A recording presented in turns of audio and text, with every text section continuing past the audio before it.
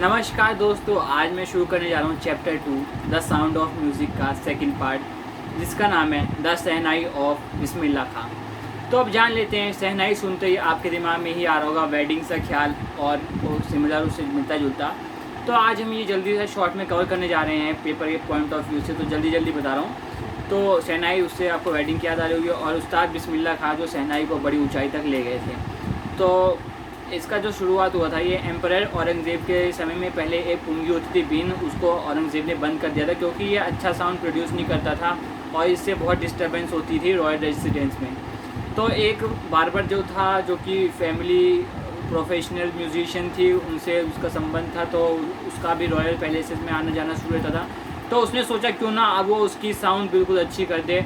तो उसने इम्प्रूव करने की सोची, तो उसने एक पाइप ली जिसमें कि खुद ही छेद हो, नेचुरल हॉलो और लॉन्गर हो और ब्रॉडर हो पुंगी से ज़्यादा।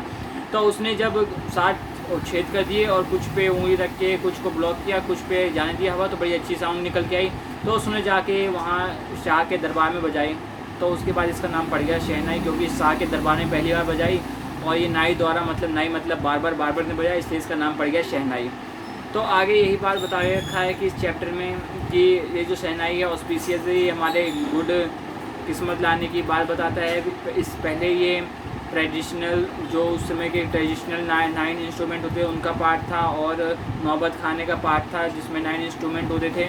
पर अब ये आजकल वेडिंग में चल रहा है, तो यही बात है, और टेम्पल में बज रहा है, तो यही हम सुनते हैं। अब बात बताइए कि उस्ताद बिस्मिल्लाह खां ने इसको क्लासिकल लेवल स्टेज तक ले गए थे। तो उस्ताद बिस्मिल्लाह खां जब 5 साल के थे तब वो खेलते थे गुल्ली डंडा, तो वो पौंड के नीचे खेलते थे। एंसेंट स्टेट था डुमराव का, तो वहाँ वो डेली जाते थे। फिर बिहारी जी के मंदिर जाते थे, वहाँ पे कंपटीशन में पार्ट होता था, तो भोजपुरी चैत्य गाते थे। फिर वहाँ पे उनको 1.5 किलो लड्डू मिलता था, 1.5 नहीं 1 किलो 25 ग्राम का लड्डू मिलता था। 1 किलो 25 ग्राम का लड्डू मिलता था। तो यही सब बता रखा है कि उसके बाद उनको लोकल राजा से पुरस्कार मिलता था। तो यही सब बातें उसमें बता रखा है। तो आगे यही कह रखा है कि जब 80 साल पहले उनको एक सबसे बड़ा इंडियन का सिविलियन अवार्ड मिला था, वो भारत रत्न मिला था। तो वो बॉर्न जब हुए थे, तो 21 मार्च 1916 में बॉर्न हुए थे। तो उनकी फैमिली में सारे म्यूजिशियन थे, बड़ा अच्छा शहनाई बजाते थे बिहार में। तो उनके जो दादा थे रसूल बख्श खां, वो शहनाई नवाज करते थे भोजपुर के किंग्स के कोर्ट में। और उनके जो पापा थे पैगंबर बख्श, और उनके कुछ जो एंसेस्टर थे वो भी अच्छा म्यूजिक शहनाई बजाना करते थे। तो उसने म्यूज़िक अपने लाइफ में जल्दी से ले लिया था। जब वो 3 साल का था, उसकी माँ उसको अपने अंकल के घर ले जाती थी मायके में। तो उसका बनारस में था, तो उसे आज वाराणसी कहते हैं। तो उन अंकल का नाम अली बख्श था। तो अली बख्श अंकल वहाँ विष्णु टेम्पल ऑफ बनारस में वहाँ पे एम्प्लॉयड रखे थे, शहनाई बजाते थे। तो जितना देर तक वो शहनाई बजाते थे मंदिर बाहर, उनको पूरी अच्छी तरीके से देखता था और नज़र न हटाता, नहीं थकता। तो बाद में उसने खुद भी सोचा कि चलो मैं भी बजाना सीखता हूँ, प्रैक्टिस करा उसने दिन रात, और कुछ साल बाद उससे सीख गया।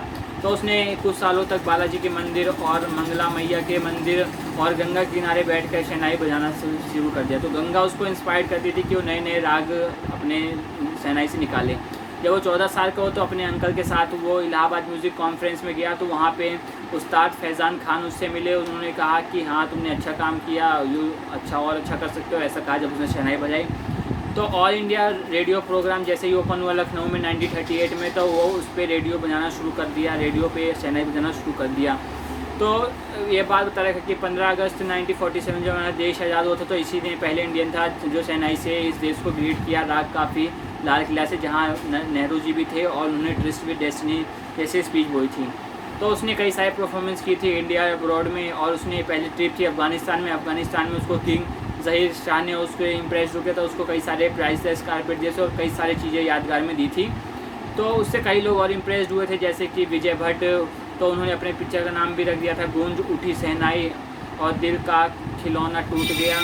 और विजय भट्ट जैसे ही कुछ और भी हमारे साथ हैं जिन्होंने, जैसे कि विक्रम श्रीनिवासन कन्नड़ा वेंचर ने शानदी अपनाना ऐसे चीज़ दिया है पिक्चर में। तो अवार्ड जो जल्दी आते रहे, और उनको फर्स्ट इंडियन थे जिनको लिंकन सेंटर हॉल यूएसए में बुलाया गया था, और उन्होंने वर्ल्ड एक्सपोजिशन इन मॉन्ट्रियल में भी पार्ट लिया था, और इन कैनिस आर्ट फेस्टिवल में भी लिया था, और उन्होंने ओसाका ट्रेड फेयर में भी पार्ट लिया था। तो वो कई बहुत ही ज़्यादा इंटरनेशनली बिकम वो जाने लगे थे कि उनका एक तेहरान में एक वो पढ़ा था ऑडिटोरियम, तो उनके नाम भी पड़ा था ताहर मॉस्क्यू उस्ताद बिस्मिल्लाह खां। उनको नेशनल अवार्ड कई सारे मिल रखे हैं, जैसे पद्माश्री, पद्मा भूषण, पद्मा विभूषण, ऐसे ऐसे चीज़ें मिल रखी हैं। तो यही जब 2 साल पहले किया उनको भारत रत्न भी मिला था। और तो उनकी ये भारत रत्न जब आए थे उनकी बहुत रेयर हैप्पीनेस आई कि उन्होंने कहा कि आप अपने बच्चों को म्यूज़िक सिखाइए, म्यूजिक बहुत अच्छा रिचेस्ट कल्चर है इंडिया का और वेस्टर्न कंट्रीज़ भी इसको सीखे जा रही हैं। तो वो बहुत ज़्यादा फॉन्ड थे बिहार में डुमरांव के और बनारस के, यूपी में। तो उन्होंने बताया कि इससे ज़्यादा कोई सुंदर चीज़ हो ही नहीं सकती। उनके एक शिष्य ने उनको कहा था कि आप आ जाओ हेडमास्टर बन जाओ यूएसए में, तो उसने मना कर दिया, कहा कि तुम पहले वैसा सेम रिफ्लेक्ट कर दूंगा उसने कहा। पर उस्ताद जी ने पूछा क्या तुम वहाँ गंगा ला सकते हो, तो उसने नहीं, मना कर दिया। तो ऐसे ही कहा कि जब भी मैं फ़ॉरेन में रहता हूँ तब भी मुझे याद आती है गंगा मैया की, और चाहे मैं मुंबई में हूँ तब भी मुझे यहीं की याद आई है बनारस की। बनारस सच हॉली प्लेस है और वहाँ की गंगा जो पवित्र, वो सब यही बातें उसको याद आती है।